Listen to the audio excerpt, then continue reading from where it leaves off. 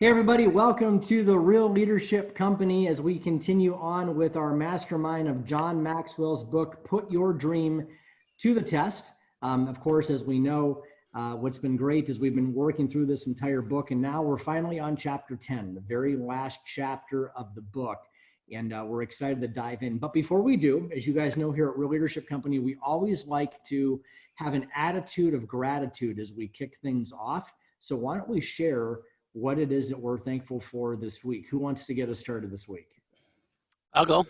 Go for it, Keith. So Tom is my business coach also, and we had a call last week, and it got me so motivated to go back into my marketing, to my email, to my Google reviews, and all that stuff. I'm like a kid on roller skates, man. I'm just going 90 miles an hour. I can't, and I'm not minimizing the Word document when I get done, because I always want it up there. So when I come back and I can start working on it again, it's crazy. I'm up to like 6 pages. I'm probably overkilling it, but I can pick and choose it when I'm all done. So it's very cool. That's awesome. Thanks, Tom. Thanks for kicking me in the butt. You're welcome. That's awesome. David, how about you? Well, a couple things. I'll throw Tom in there as well. Tom's been coaching me, and that's been going fantastic. And very grateful for that. Thankful for just the people I have around me, my friends and family who've been just such an encouragement to me recently. And thankful to God that there's a lot of unhappy people in the world right now, and my life bumps into those people fairly regularly, and so I'm just grateful to God for maintaining the peace and calm and keeping those, at least that I work with and I'm surrounded by, safe. Yeah. I'm also grateful to God for confirmation and for things falling into place, and just to see His hand orchestrating things. I was even doing a devotional this morning and just kind of going over these things where we failed sometimes to see how God is working in our lives. Mm-hmm. And He has certainly been working in mine in many ways, too many to tell you right now, but that's what I'm grateful for today. Awesome. I know this is going to sound really weird, but while up here, up here at the ranch, I have an opportunity. It's a pretty big property to mow the lawn. And I'm thankful for the opportunity to mow a lawn. And I know that may sound crazy, but I know there are people who can't afford their own house, that they can't afford a lawnmower, and we have a 0-point turn mower up here, and it's an awesome opportunity for me to get away and to just have that moment of clarity. There's something special about mowing a lawn and keeping straight lines and knowing that you take something that looks like a total mess and you put it back into order. And a lot of times in life, there are some things that we can't control, right? Sometimes we can't control relationships. We can't control other people's thoughts. But there's something magical for me when I'm sitting on a riding mower and I can bring order to chaos on the lawn. And it just helps me realign my thoughts and gets my mind in a good place. And it's a great time for devotion and listening to music. And I'm just thankful to be able to mow a lawn today. So well, makes sense. Awesome. You can come and do mine. Yeah, it's next, right? I'll be right down. Absolutely. Well, guys, the Leadership Company, we exist to basically help maximize your leadership potential in business and life. We do coaching, mentoring, which is designed to really help people get back on track. And we offer mastermind classes, which we're doing one right now, Putting Your Dream to the Test.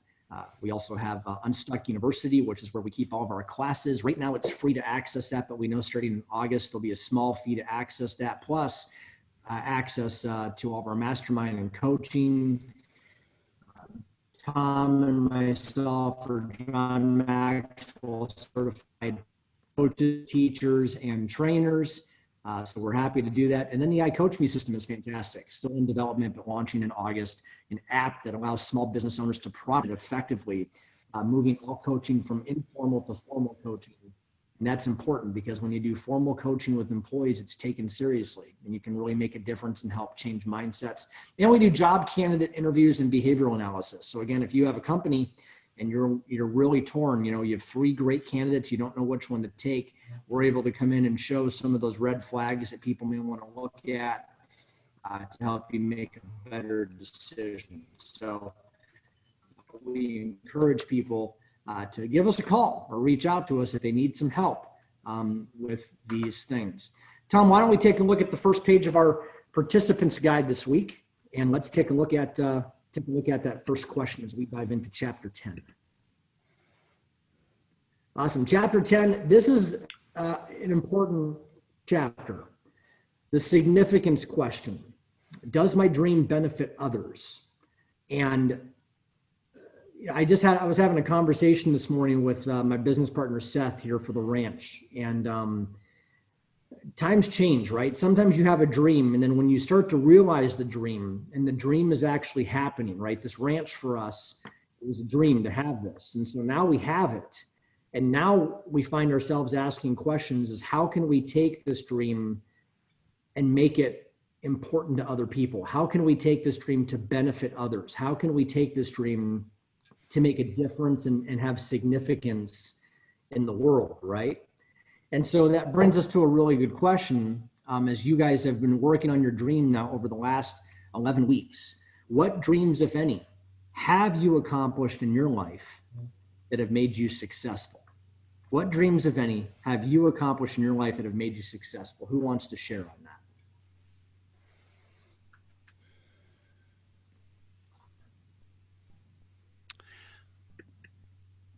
I don't know if Go ahead. I don't know if it's successful. I don't look at it that way, but my dreams, and I don't even know if they were dreams, but just to have my own company and to help people who keep getting screwed over by phone companies, like AT&T, Comcast, or their guys who work on their phone system. I hated that. So that's been my goal, my whole career, is just to help people who are being taken advantage of.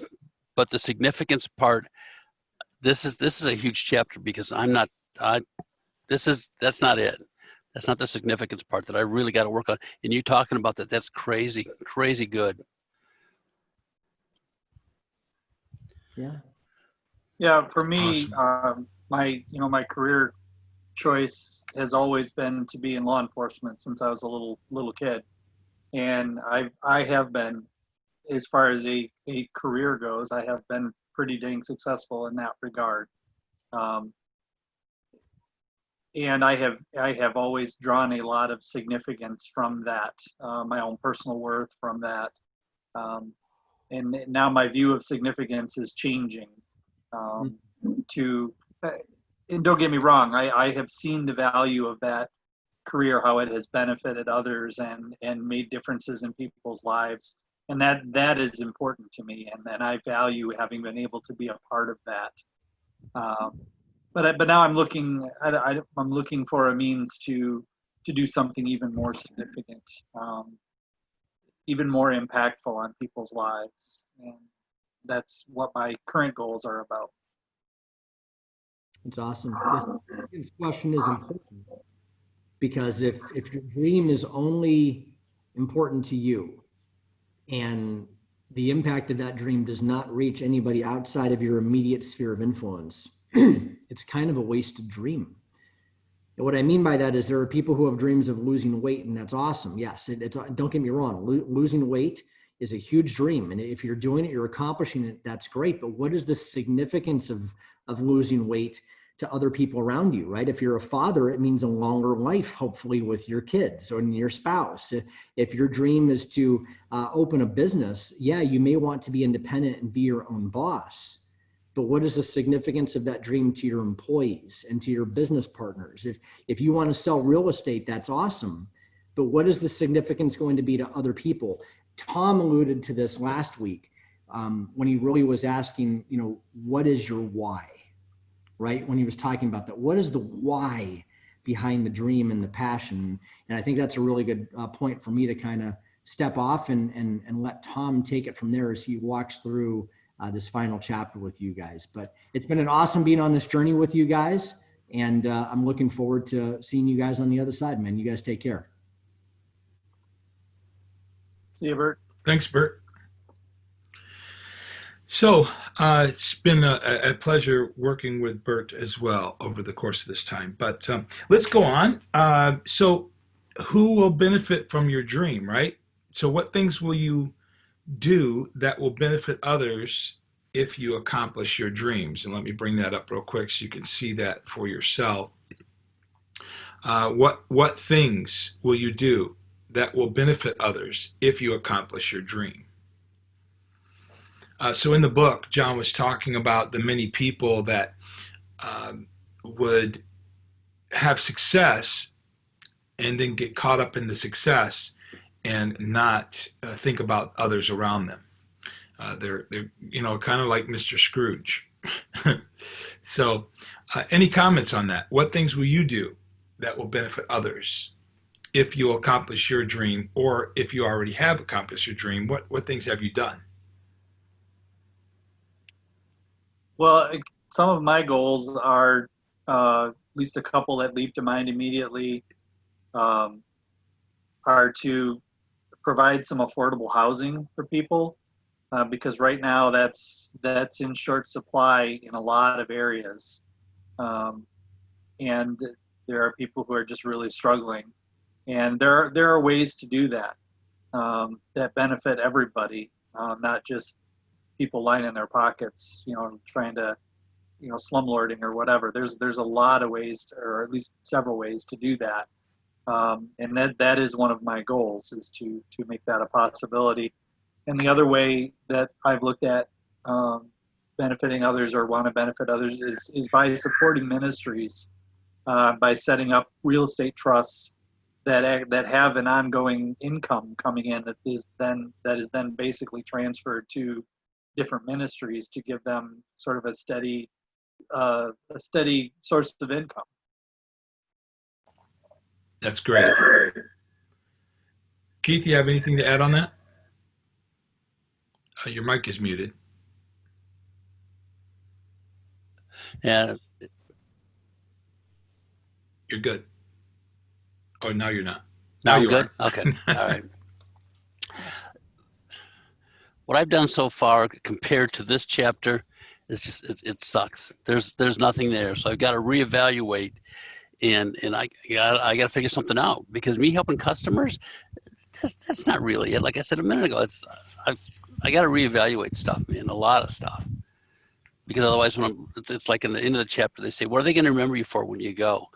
Nothing. Dad had a company, so what? How did he help others? What lasting impression did he leave? Nah, nothing. And I'm not being down on myself. This is a huge wake-up call here at the last chapter of the book. Well, hey, as long as the epiphany comes, that's what counts, right? Yeah. So listen, I do this every day for myself, and maybe you can consider adding this as a part of habit that you do. But I have it scheduled in a separate calendar in on my phone that will alert me every morning to ask the question, who will you add value to today? Mm-hmm. Who will you add value to today? So I'm thinking about that the first thing in my day. And then at the end of my day, I have another alert that pops up that asks, who did you add value to today? So I'm able to reflect on that at the end of the day and think about it. So, some days, I think I'm always adding value to people in some fashion or form, but it's being deliberate to add value to people, and that's what I think we have to be focused on, to be others minded, and that's what this whole chapter 10 is about. Does my dream benefit others? Does my talent benefit others? After all, if I'm an extraordinary keyboard player, if nobody listens to my music, it doesn't do anybody any good, right? So we need others to do the business that we do anyway. So I heard the former manager, I think, of Taylor Swift, and he was talking about her and how that she has become so big in the industry because she has taken time to connect with her people, her fans. And that has made all the significance in the world. So it's not just doing concerts and saying, hey, look at me and look what I provide, as far as music, but she's reached out and connected with her fans. So likewise, we need to do so that we can see the benefit come in from that. There's a quote that says, no one, what was it? It slips my mind at the moment. I'm sorry. But when it comes to me, I'll bring it back to you.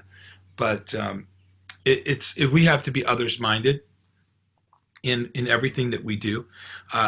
John says in the book in chapter 10 here that it is not our goal to save the world, but we need to do our part, make a difference. All right. So let's go to the second segment here, the next question. And that is, when discussing the story of William Wilberforce, what caused him to radically change his focus and impact? Do you guys recall the story in the book? A little. He was from England, and he was going against slavery, and it took him a lifetime to get it abolished over there. Yeah, can you imagine? Can you imagine that? Yeah, and what a topic to be talking about in what we're seeing in our climate right now. We're not seeing slavery per se, although slavery does exist in human trafficking and things of that nature, but even the comment of race and how people are,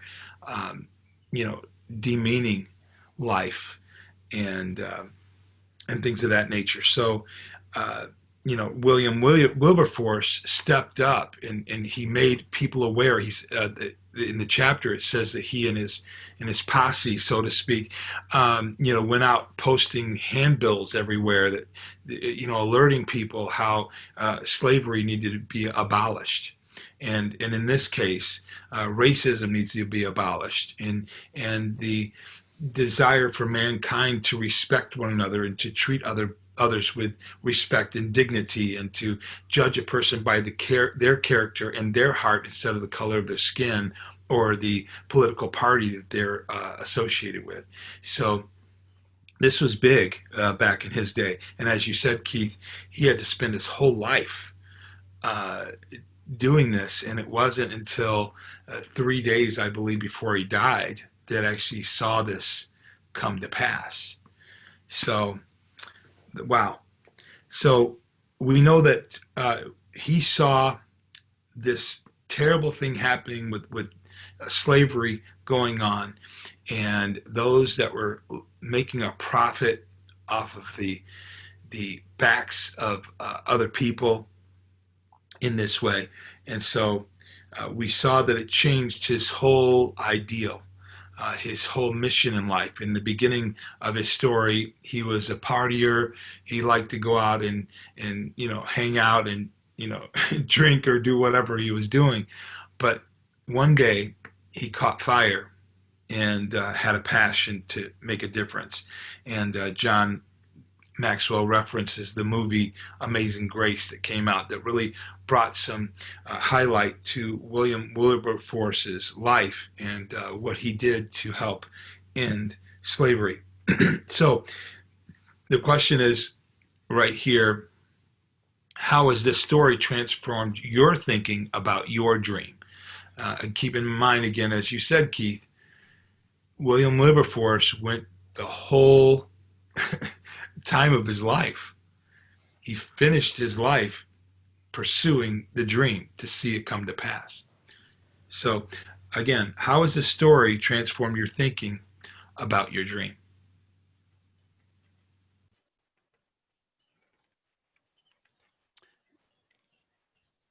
Nothing I didn't say before. It was just a wake-up call.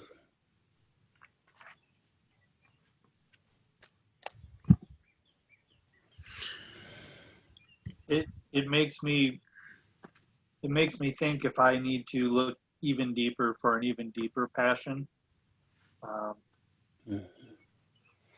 You know, not that what I'm looking at and thinking about right now is on my heart is not important, but um, how amazing would it be to have that kind of fire in your belly, what you're Right. doing. Absolutely. And I just remembered those two quotes I wanted to share with you on that note. People don't care how much you know until they know how much you care, right? And the other is, um, if you can help enough other people get what they want, you'll get what you want, right? And I always keep in mind, I know it was a movie, but the movie of It's a Wonderful Life. And the character in the movie, how, he thought his life was useless. He wished he had never been born. And then, realizing that he's had friends and he's sowed into the lives of so many people, and that when he needed help, all these people came to his aid and helped him. So it's that sowing good. Some people call it karma, but we like to call it sowing and reaping, right? What we sow, we will reap. And so given it shall be given, that kind of thing. And so that's some good news. So let's look at our next question here. This one is, I want to do something significant for myself. So on the onset there, we think that, well, what have we been talking about for the last, 15, 20 minutes? We've been talking about thinking about others and how can we make a difference in others' lives. But in the book, John was referencing whenever you get on an airplane to take a flight, they're told if oxygen gets low or we get into an emergency, the oxygen will drop down, and you put it on yourself first and then help others, right? And obviously, if we don't put it on ourselves first, we may not be able to help others. So that's why this question is posed. I want to do something significant for myself. So, question, how will your life change as a result of achieving your dream? Okay, so let's think about us for a second. How will your life change as a result of achieving your dream? Well, this is one of the things that I struggled with for a while as I began to wrestle with my dreams. Was, it's very easy to look at it as a self-serving thing, and I thought long and hard, am I being selfish? Is that really my motivation? Is just my own personal gain? But then it's very similar to the airplane analogy. I had to realize, okay, if you really want to help people, you have to put these financial structures in place, and you need to replace your current income with this other income, which would then free up your time to be able to do so many more things for other people. And so, yeah, while you're helping yourself initially, you have to look beyond that to what is the next steps? What's coming after that? What is the purpose of helping yourself? Is if it's just to sit back and eat bonbons and get fat and watch TV, well then yeah, maybe you need to think again. But as long as your long-term vision is one of significance and is one of reaching out and benefiting others, then I think you have to embrace the fact that yes, you are going to benefit in the short term, even just from personal growth, if nothing else. That's good, David. Thank you. Keith, do you have anything to add on that? Well, as David was talking, I'm thinking, I've had this over the years. It's like, and Dave Ramsey says this about your finances. You got to take care of yourself so you can help others down the road. But my thought that I have a lot is get this thing going, have enough so I can help others. My thing is like foster kids and like CareNet Pregnancy Center in Detroit, all these abortions, fight those and help out the good pregnancy centers with what I can. And I'm doing that now, but as I grow and have the ability to help more and more financially doing that and whatever else they need down there. That's some significance, I think, helping those type of organizations. But I didn't even think of that until you said something, David. This is good. Yeah, absolutely.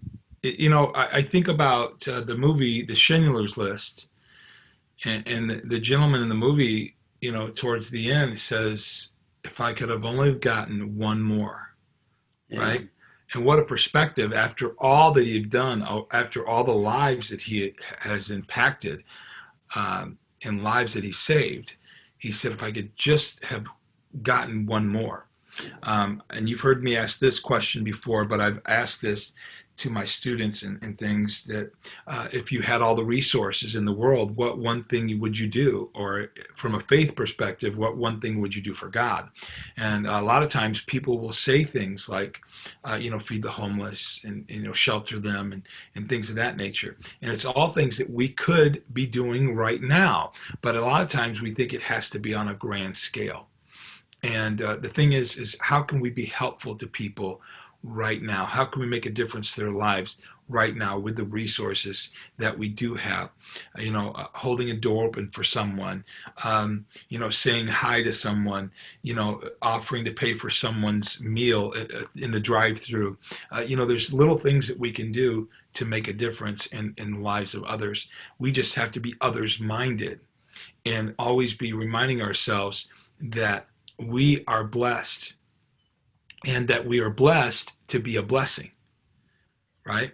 And so we need to use these as opportunities to make a difference in the lives of others. Can I get a witness? Amen. All right. Amen. Okay, so let's ask this next question. What things do you depend on yourself for? What things do you depend on yourself for to fulfill your dreams?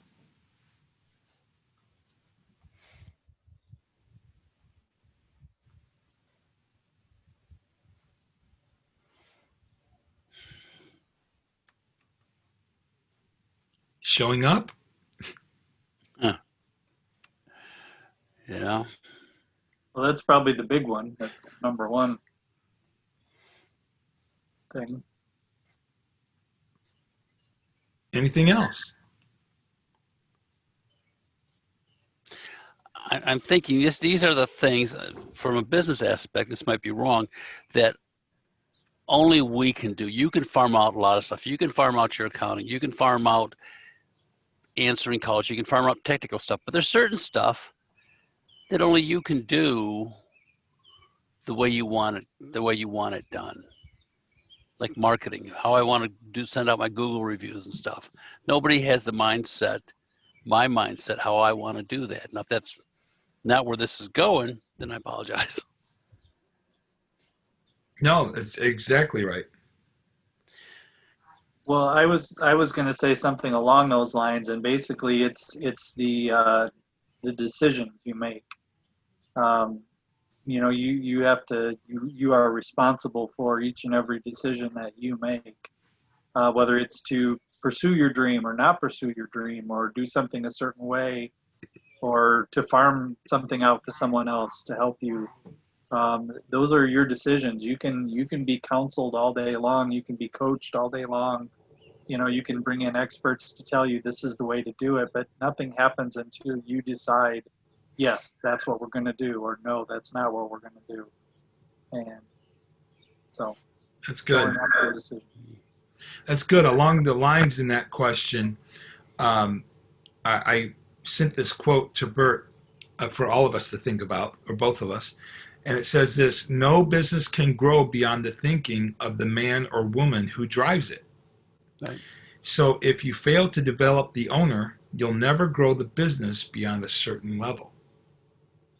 So along that lines of that question, what things do you depend on yourself for to fulfill your dreams? I would have to say growth. I depend upon myself for growth so that I can build my company. Is that good? Very good. All right, number 2, I want to do something significant for others. So here's where the shift comes. I want to do something significant for others. So what things do you depend on others for to help you fulfill your dreams?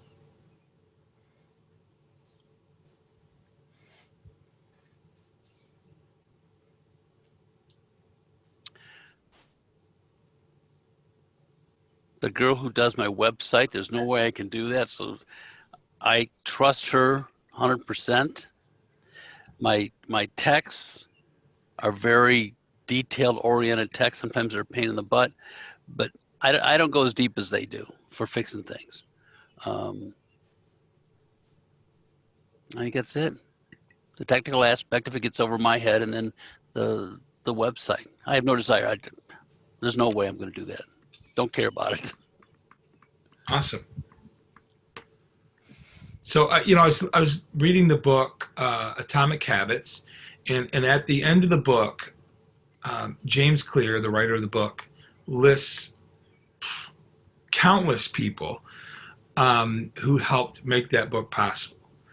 I mean, it's ridiculous how many people he's thanking towards the end of the book. And I'm listening to the audiobook, and I'm hearing name after name after name after name. And, it's pretty powerful to hear all the people that were somehow connected in helping him achieve the goal of that book. But David, do you have anything to share on that? Well, actually, that's just what I was going to say, or something similar to that, was that we rely on other people to buy into our dream and to support us in our dream. Keith, you're talking about very specific tasks, but all through the whole process, people have to believe in what you're doing, because there are 1,000 ways that your dream is going to need support as it grows. Some of it you may not see or even realize yet, but it'll come. It'll be there. Right. Awesome. Thank you for your encouragement, David. I want to show you real quick some notes that I'd taken during reading this chapter. And it asks, if you haven't done anything significant to help yourself, how will you be able to help others? The accomplishment of a significant dream comes only when a person has something to offer. So the two important questions are, and these are ones that we need to take home today. What are you doing to invest in yourself, and what are you doing to invest in others? We should keep those, put them on our whiteboards, put those before us today. What am I doing to invest myself? Because I know that if I don't get my thinking, if I don't get my education where it needs to be, I'm not going to be the best I can be for my company. And number two, what am I doing to make a difference or to invest in the lives of others? So it goes on. Unless people invest in themselves, they have a very difficult time trying to invest into others. You cannot give to others what you yourself do not have. So, again, what are you doing to invest in yourself, and what are you doing to invest in others? Mother Teresa said, a day lived without doing something good for others is a day not worth living. That's pretty heavy. And Nelson Mandela said, I've never perfected an invention without thinking in terms of how it will benefit others. And lastly, we should not be receiving anything without giving. We cannot give anything without receiving in return. Our lives, and I love this is a quote from my life here, our lives are not to be our lives are to be rivers, not reservoirs. Mm-hmm.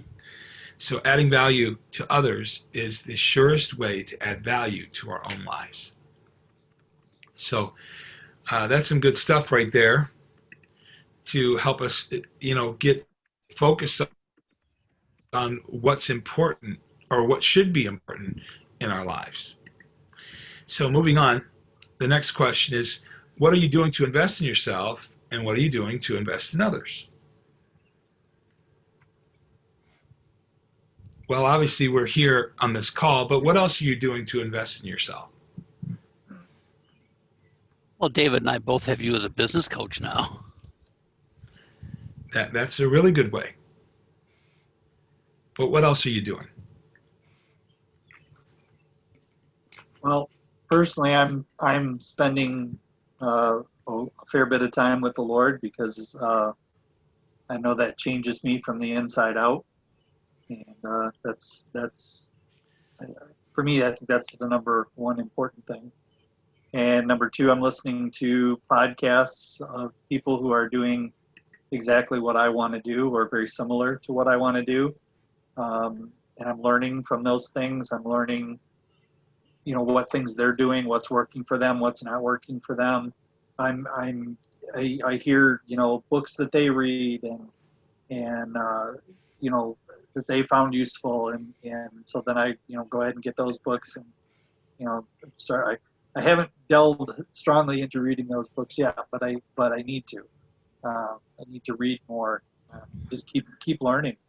Keep finding out what I don't know. Very good. And if I could add this as a sidebar real quick, I do mostly audiobooks.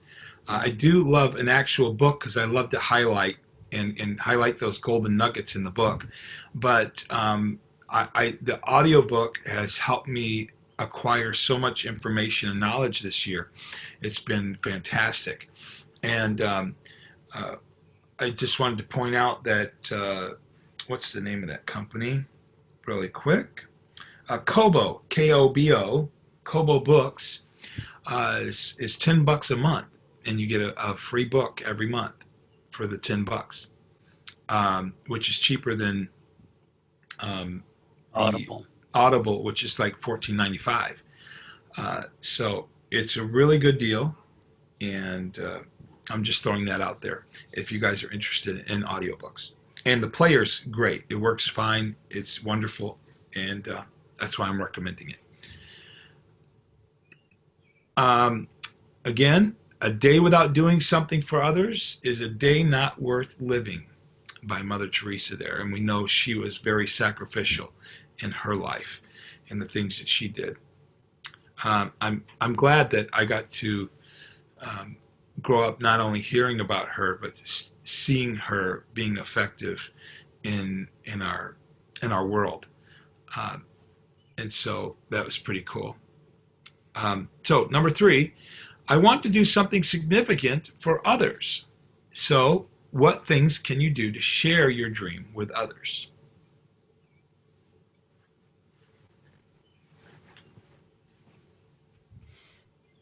I think the number one thing is just to talk about it. Tell people, what it is you're going to do, and that's risky, because you're going to have people attack your dreams and shoot them down because they don't want to.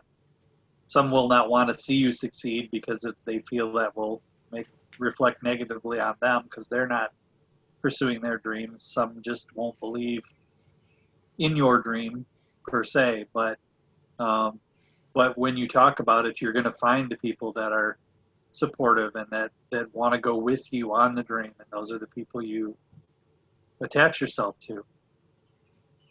Right. Very good. I remember back several years ago, we had a woman running our sound at our church, and unfortunately, she did not have an ear for sound at all. She didn't have an ear for it, but she was so valuable from the perspective of being able to troubleshoot when a speaker would stop working, or she could solder the cables together to make the connections work, and she knew how the inner workings of all these things and how to make them work.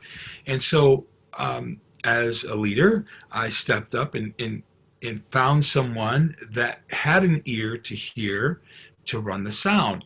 And so I shared with her how he is going to run the sound, in other words, actually mix the sound, and she would be over to the department.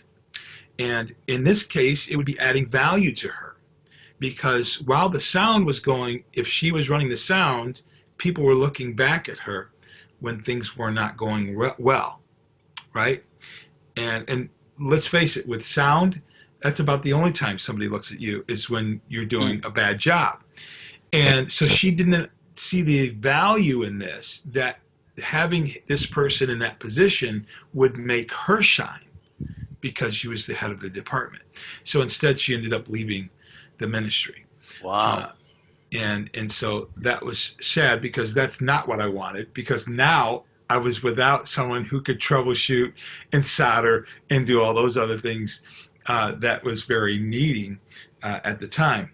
So sometimes what we want to do is not what we're doing. And let me say this, that a lot of times we want to be territorial of our role, of our position, as this young woman was. She was territorial and she didn't want anyone threatening her position. And when we should be on the other side of that spectrum, thinking, how can I raise others to replace me? Right? How can I invest into others so I can finish this better than I found it? How can I make a difference? Really, on a side note here, everybody, I am shifting my life here in the next, in August 1st, I'll be going full time to real leadership and stepping away from my ministry at the church that I've been at for 19 years. Wow. And I will also be going on staff at the Life Church as an associate pastor. Dude, that's huge. It's very huge. But I'm very excited, but also nervous at the same time. And but my wife and I feel like this is the time and the opportunity that's presented itself. And so now I'm in the process for the next 2 months of pouring in and teaching all of those people in our ministry in the current church, how to continue to do what I've been doing. My job description started like this 19 years ago, but now it's, well, I can't fit it in the screen. It's just a lot. And so not a lot of people would step up to help in those different areas. And so I was taking on quite a bit. But I saw myself as a tree at the church, and that if I was uprooted in a moment, it would affect all these different ministries in the church immediately. And I don't want to leave the church like that. And so that's why for the next 2 months, I'm really pouring in to invest time and energy into training all those that will, so that ministry will keep afloat even after I've moved on. And, at the opening of this discussion today, I shared my attitude of gratitude. And it was, seeing how God will put things into perspective and bring confirmation and things of that nature. And we've already filled my position. Awesome. In just 2 weeks' time. And I'm really confident that this person can keep the ball rolling and keep ministry flowing as I have done these 19 years. So it's a big step, but one that we are excited about doing. And real leadership is a passion of mine. Pastoring has been a passion of mine. And so those things are really coming into alignment. And so looking forward to it. Congratulations, Tom. That is so cool, Tom. Man. Thank you. Pretty excited about it. So as getting back to what we were talking about and corresponding with what I just mentioned, that what can we do to share our dream with others? How can we make a difference in the lives of others? How can we empower others to feel like they're making a difference? If I can share this other story real quick, when I was leaving my dad's church back in 1998, God showed me a section of the brick wall was missing.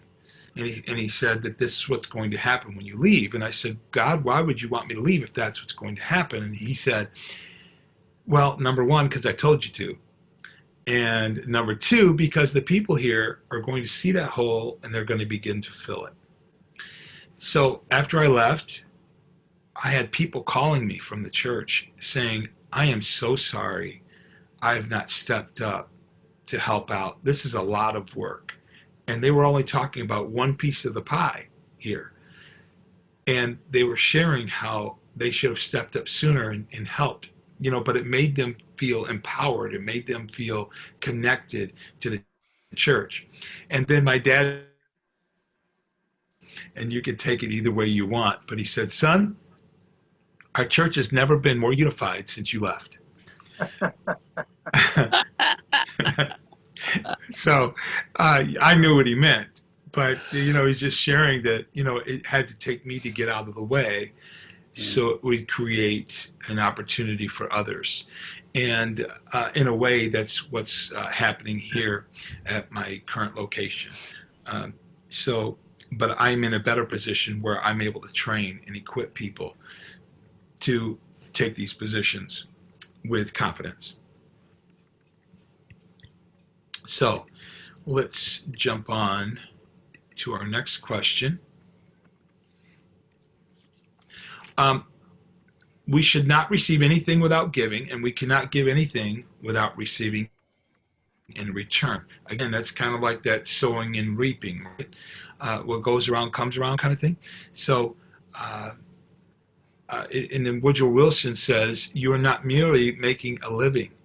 You are here in order to enable the world to live more amply, with greater vision, with a finer spirit of hope and achievement.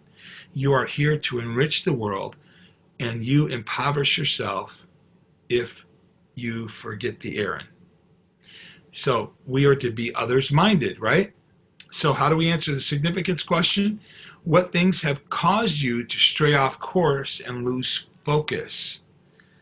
Okay, now Keith, you've been saying that you've not really thought about this perspective so much, and how you have to start thinking about that. So did you ever think about that, and did you stray off course of that along your way?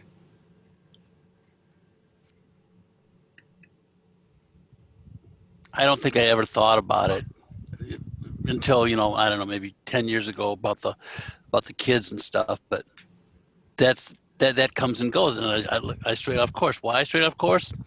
Maybe because just the business of the business. I just got wrapped up in the company. Absolutely. Very easy to happen. We get caught up in what we're doing. You just said that, the business of the business, right? Yeah. And we get caught up into that or get preoccupied. There's a quote that I've heard we had a dog. Her name is Angel. We had her for several years, and she loved to chase squirrels. But usually there was more than one squirrel in the yard, and she would run out there and try to catch both of them. And there's the message that says, he who tries to chase two winds up getting none. Yeah. Right? And it was so true with our dog. In fact, I did a little leadership segment years ago and actually filmed my dog trying to chase after the two squirrels. And so it's a good visual. But so we see that we could stray off course very easy and lose focus because we get caught up into the other things. And it's just like in anything really. A marriage can suffer as a result of not focusing on the relationship. And I remember a few years back, a person came to me and said, I heard you're going to a marriage seminar, but why are you going to a marriage seminar? You have a great marriage. I said, well, it's because I want to have a great marriage. That's why I'm going to a marriage seminar. And it's kind of like the same thing with our car. We have to do maintenance on our car. We have to get the oil changed and things like that so it'll continue to run. So we have to be deliberate and be intentional to focus on these things so that they'll still be productive. And so the same thing goes with having an idea, a heart for other people, and always keeping that before us so that we don't stray off course and lose focus. Yeah, be deliberate. Absolutely. I think that's the key to life and everything. You've got to be intentional about anything that you want to accomplish, any change you want to make. You've got to be deliberate about it. And I know, like a squirrel, you get distracted, but you just got to come back to being intentional. And whatever it takes on your whiteboard, be intentional about this, intentional about that. whatever it takes for you to stay intentional on what you need to be. That's good, Keith. Thank you. Thank you. So next question. What things have caused you to stretch and learn and grow that keep you on track to realize your dream?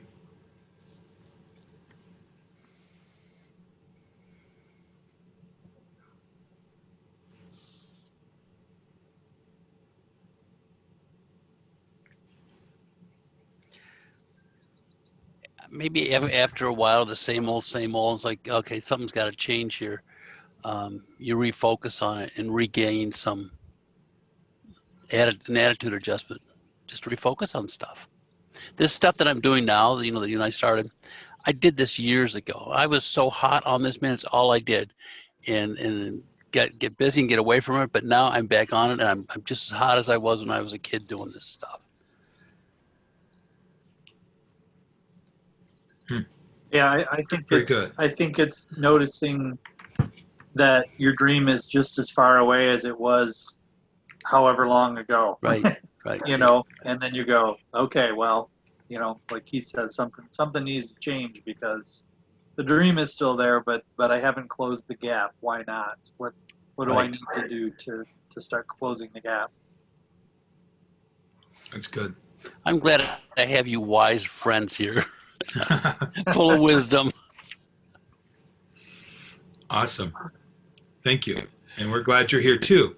On that note, what things in your life have made you quit pursuing your God-given goals? And this is whether or not you are that you have quit pursuing your God-given goals now or you have in the past. Share your wisdom on that. Maybe something you've learned from your quitting of pursuing your God-given goals in the past, or maybe in the present. Well, for me, it's been doing that, looking at, okay, there's my goal, and I'm still here. I haven't gotten any closer to that. And instead of deciding, okay, so what do I need to change to get there? I would think that, well, maybe that goal's too big. Maybe I can't do that. Maybe I'm not worthy of achieving that goal. And instead of saying, no, there's a reason you have that passion. There's a reason God put that desire inside of you. And as Keith said, you need to refocus. You need to not look at it negatively. Just look at it positively and figure out what is it that you need to change. What is it in you, about you, around you that's keeping you in the same spot you are. Yeah. What in your environment is keeping you where you're at? If it is. Good question. That's very good. That's very good. I'm thinking in my case with the church, I'm really feeling at this time that my shift, and this is the word that I have in my spirit now, that the shift in my life is going to be a good one for our church. It's going to be a good one for that shift to take place, for a new leadership to come in, for those that were laying dormant in the ministry, stepping up and doing something that they haven't done before. And so I'm really excited about that. But sometimes we can just get in. Again, Keith, I think you hit the nail on the head. We get focused on the business of the business, and we neglect things, or we fail to grow, or fail to grow an area of our life that needs to be grown so that we can be more useful in whatever it is that we're doing. So we're going to jump into our 10, I think it's some 10 questions or thereabouts. But these ones we don't really get to very often in our masterminds because time gets away from us. So this is a great way to recap our last 10, 11 weeks together of doing this. And so let's ask some of these questions and see where we're at on this. why do you want to accomplish this dream? Why do you want to accomplish your dream?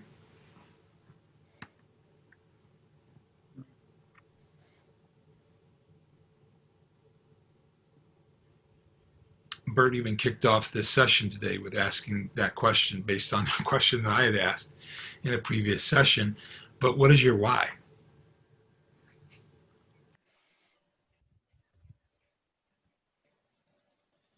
My why is pretty dang weak. I think I want to accomplish this dream because it's been what I've always done, and I don't feel I'm done yet. There's always to keep moving forward. So I think mine's just because it's there. So there really isn't a good why. I don't have a strong why right now. That's good, Keith. I appreciate your transparency. I think it's important that we discover what our why is. Because in doing so, it will give us more motivation and passion to see that dream come to pass. Because if we're just using the fact that we want to be successful or wealthy enough that we don't have to worry about where our next paycheck's coming from or something along those lines, then again, John talks a lot about the difference between being growth oriented versus goal oriented, because Right.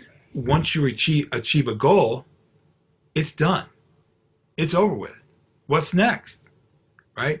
And if you don't have that goal or that why that keeps you going, right, then you're just going to park on the side of the road. Where are we going to park at? West Virginia.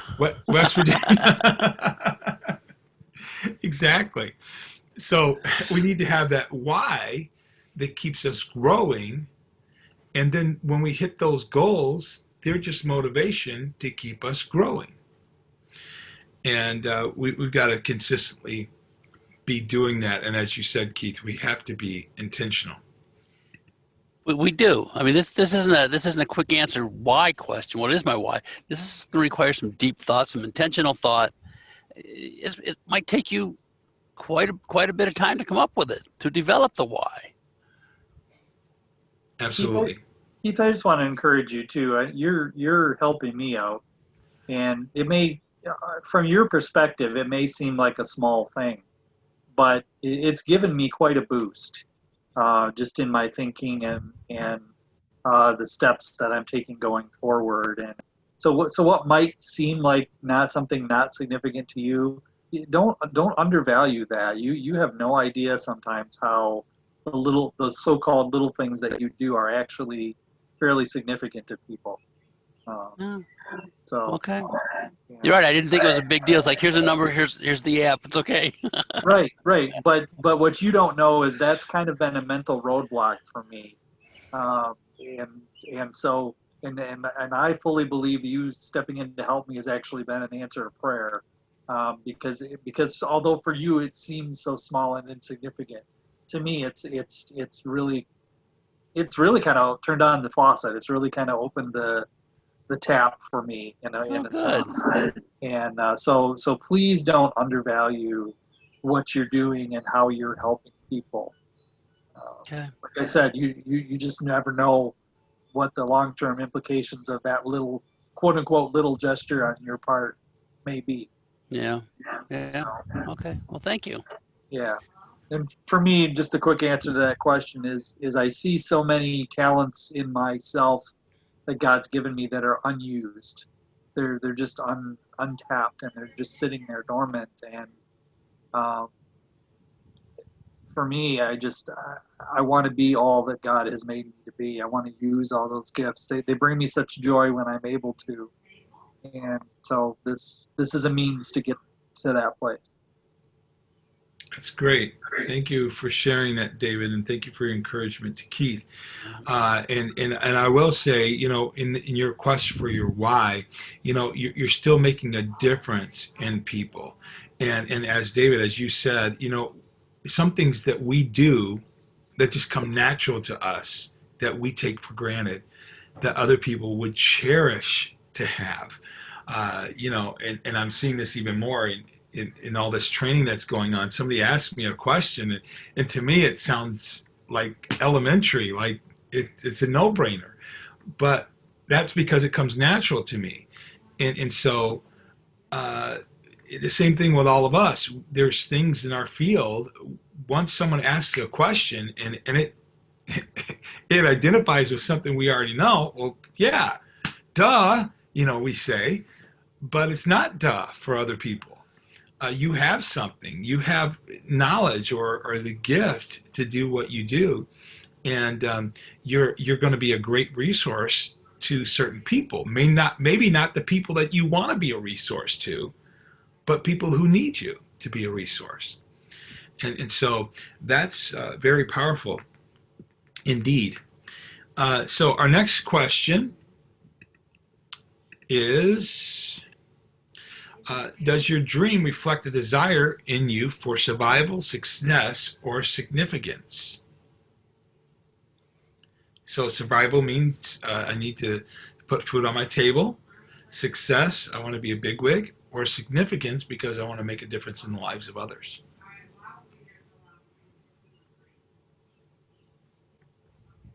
And maybe it's a part of all three, right? Mm-hmm. Any thoughts on that? Well, my vision of success has changed over the last few years. Significant success used to be, what other people thought of me, like, how other people would evaluate how I do my job, or whatever it is that I'm doing. But that as I've matured and that has become less important to me. Seeing how I am significant or making a significant difference in the lives of other people has become success to me. So in a way, they're one and the same, but they're still different. Success by itself is really wrapped up in being significant in the lives of other people, as opposed to their opinion. They may not even. It really doesn't matter so much if they appreciate it, so much as, did I make a difference? Did I benefit them for the good, whether they appreciate it or not? So. Absolutely. Yeah. And I think sometimes we need to check our attitude in regards to this.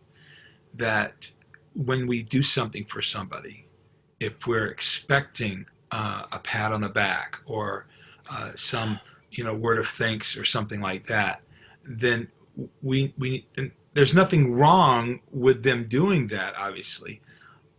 But we need to reevaluate our motives. Why are we doing what we're doing? Are we doing it so that people will praise us or give us a pat on the back for a good job, well done? Or are we doing it because we just want to make a difference in the lives of others?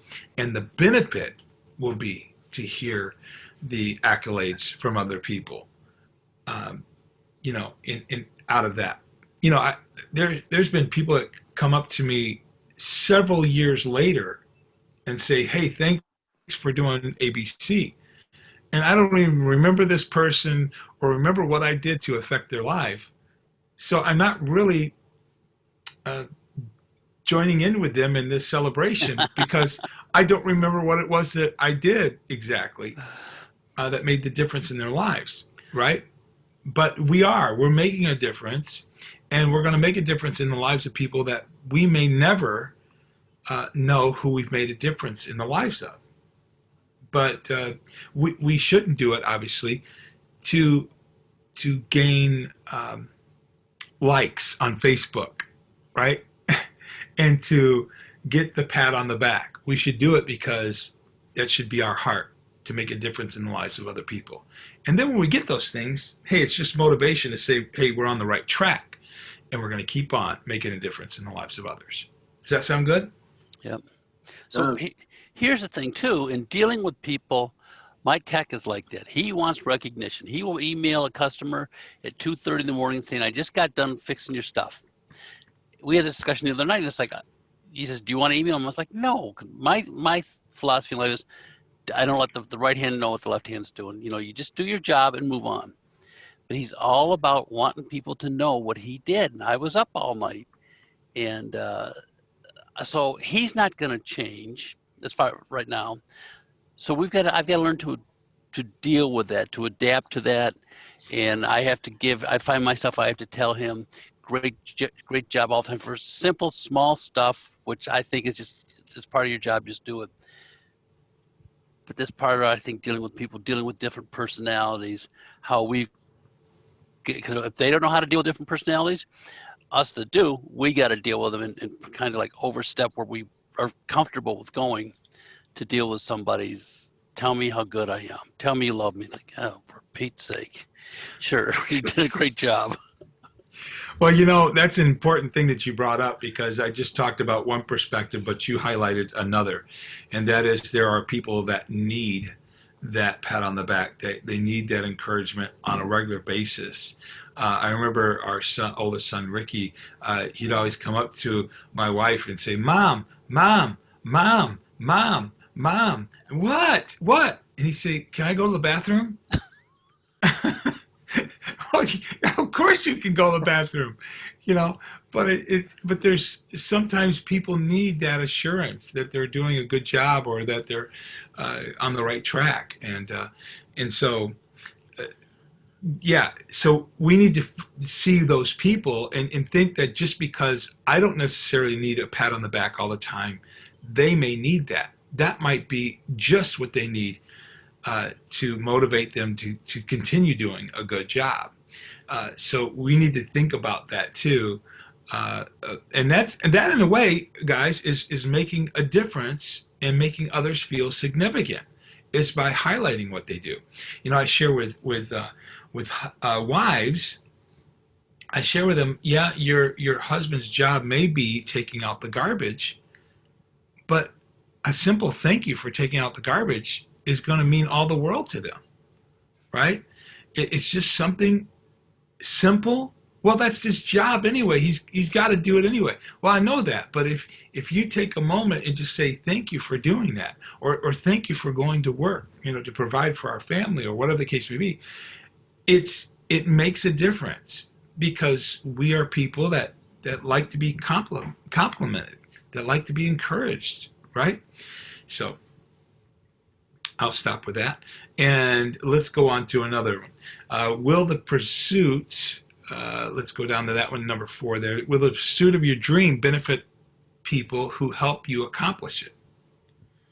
So are there those that are going to help you accomplish your dream and only see you cross the finish line, or is it something that all of you are going to do together as a team? As I mentioned with James Clear's book, he mentioned all these people at the end of his book that were a part of his success.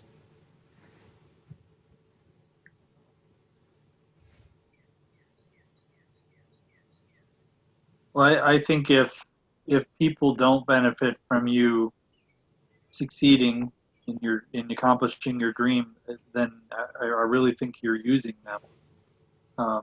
If there isn't benefit for them, they even if it's just in there celebrating with you and loving you and sharing that moment with you, whatever, that is some benefit. But most people that believe in your dream are going to want to go along with you for the ride, and they're going to keep feeding into you.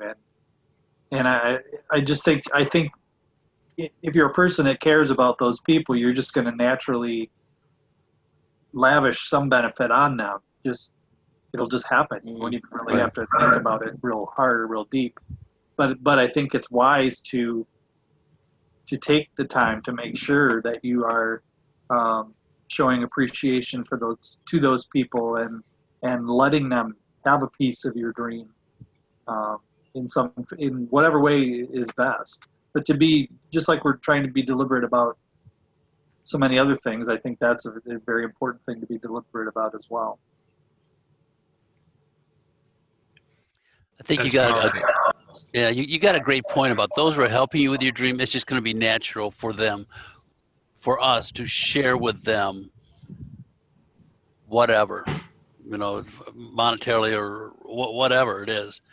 It is just going to be natural because they're all part of the team. That's good. I always am joyful when a company will share its, when they've had a good month or whatever, they share in bonuses to their people, or an employee goes over and beyond the call of duty, and the company recognizes that and shares the wealth with them, or makes them employee of the month, or does something just to make them feel significant. And I think that's so very important. In doing that, again, that quote, people don't care how much you know until they know how much you care, right? And if they know you care, they're going to stick with you through thick and thin. And, for me, I'm always excited for people when they've achieved something great.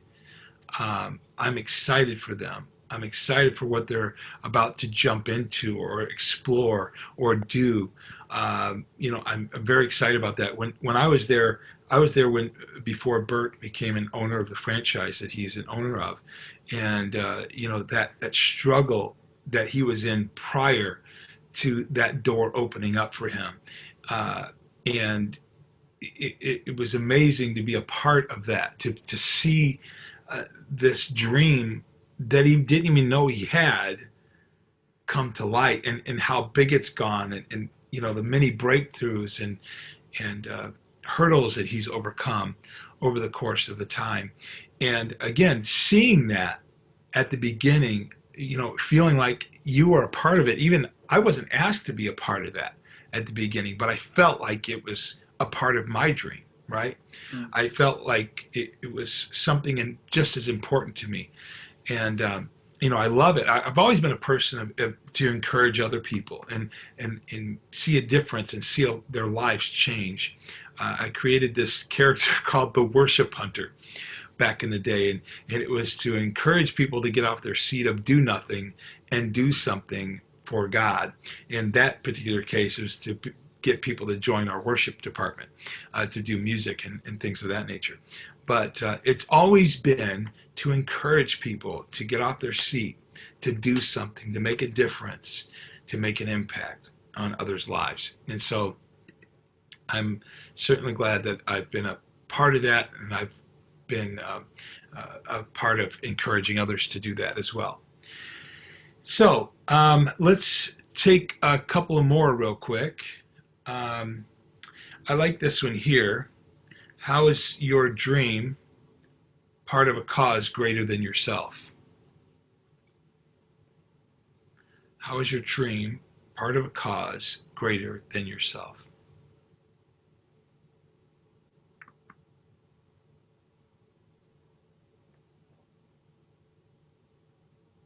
Well, I know I kind of talked about this earlier when I mentioned that, one of the couple of the goals that I have is to set up a means for there to be affordable housing for those that need it, whether it be, veterans come to mind, or, there's lots of elderly folks who just don't have enough coming in and just need a place, a safe, decent place to stay that's affordable for them.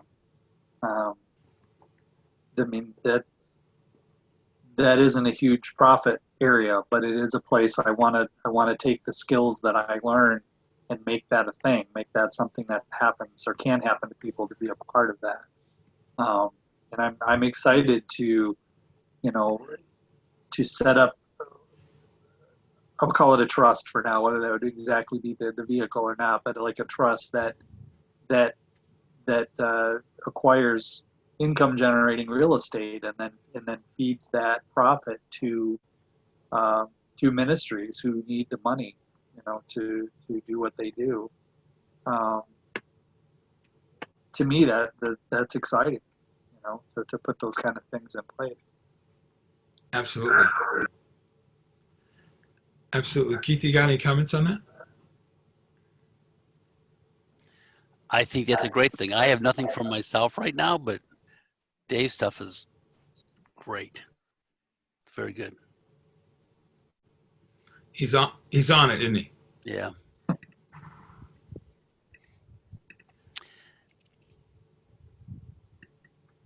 All right, so this last question. What would happen to others if you were unable to achieve your dream?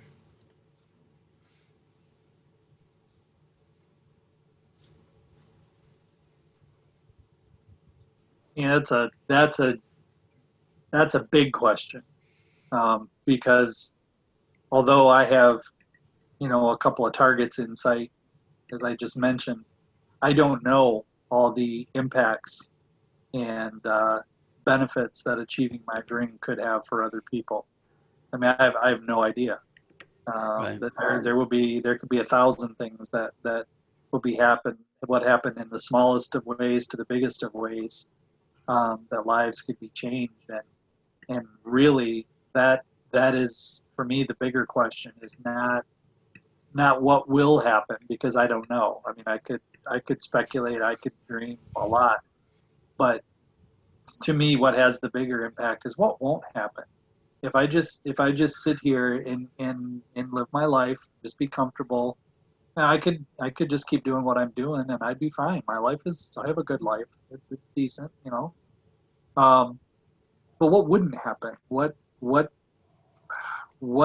changes? What difference could come in people's lives that wouldn't happen because I'm just sitting there, just being satisfied with me. That's good. Yeah. I've got nothing to add to that. You don't know. You don't? I don't know. Well, let's talk about what you're currently doing. Okay, your job that you're currently doing. If you could reflect on that for a second. If you weren't there, what would happen? Obviously, Keith, you've helped out people in your industry, and you've probably made people loyal to your brand or your business, based on based on your commitment to them. Yes, I hope so. That's my goal. So if they didn't, I mean, they would go back to being subjective to the big companies, and whatever anybody tells them on the phone, oh no, you can't do that. They don't know any better, so they're going to get the shaft, or they'll be, yeah. Pretty much that's it. That's a big goal of me when I take over customers, is we deal with everything for them, all the phone companies, all the internet companies, because otherwise, for an end user to call the phone company or the internet company, they're just going to walk all over them. It's terrible. It's a terrible thing. I hate it. Yeah, that's good, and that's an additional service that you offer, right? That other companies probably don't. Right? They don't. They'll say it's not our problem. It's Comcast, and you owe me $125 for talking to me. At least. Yeah. So. Well, and think of the ripple effects of that you don't necessarily see. So inside their company now, they're potentially saving money and time and energy, and all of that can be directed into their company, into their employees, and so their lives are just that much better. Their company is just that much more effective because you do what you do. And it's, again, it's like the ripples in the pond. You don't necessarily see them all. You see the splash, but you don't necessarily see all the ripples that are happening from that. That's good, David. Yeah, never thought about that. That's very powerful, and what a great way to wrap up our last mastermind here. Making a difference, putting your dream to the test. And these are all those questions that we've covered, and in this last one specifically, of the significance question. Am I making a difference? Because after all, that's what it's all about. Are we making a difference in the lives of others? Is what I'm doing making a difference in the lives of others? And I think John said that you focus on the sowing, the harvest will come. Mhm. Just focus on the sowing. Focus on making a difference, and the finances and all this other stuff will come if our mind is in the right position, right? Is that good stuff? Good It stuff. is. Any other comments based on that Isn't today? that close to being biblical, isn't it? Absolutely. Absolutely. Yeah. Well, I thank you both for being a part of this journey together through the book "Put Your Dream to the Test" by John Maxwell. It has been educational, I think, for me and for all of us gathered here, and inspirational, perhaps. Yeah. And it's certainly been a pleasure of mine to be with you and with Bert to assist all of you in this journey. And I hope it, as David was talking about a moment ago, that there's a lot of ripple effects in the water after we've made this splash. Yeah. And so, as Bert said at the beginning, if if there's anybody that you know that we should know, please let them know or let us know, and please do some reviews for us on Google or whatever the case may be. And of course, our website has all of our information. We are getting a new website developed, but anyway, our information is on there, as Bert highlighted at the beginning. Our Unstuck University is going to be populated with more information coming up really soon. We're very excited about that, as well as, we know we do coaching and speaking and training so that we can do that in companies and in churches alike. We have this new I Coach Me system that's coming very soon. We've already seen the workings of it, and we can see that this is going to be a big step forward for the Real Leadership Company and to make a difference in the companies who will pick this up and use this. And then, of course, the job candidate interviews and behavioral analysis with a DISC assessment and things of that nature. It's a powerful thing that we got to do to go into a company and interview their potential hires and then give them feedback on what we think each person has to bring to the table. So anyway, we're here for that, and we've got our podcast that we do and different things to make a difference in leadership in your lives. And we're hoping that we can continue to make a difference moving forward through the Real Leadership Company. So again, realleadershipcompany.com. And again, it has been my pleasure over these 10 weeks or 11 weeks to be with you. And I hope that you've been blessed. Yes. Thanks, Tom. Been great. You did a Thank you, great Tom. job. Great job.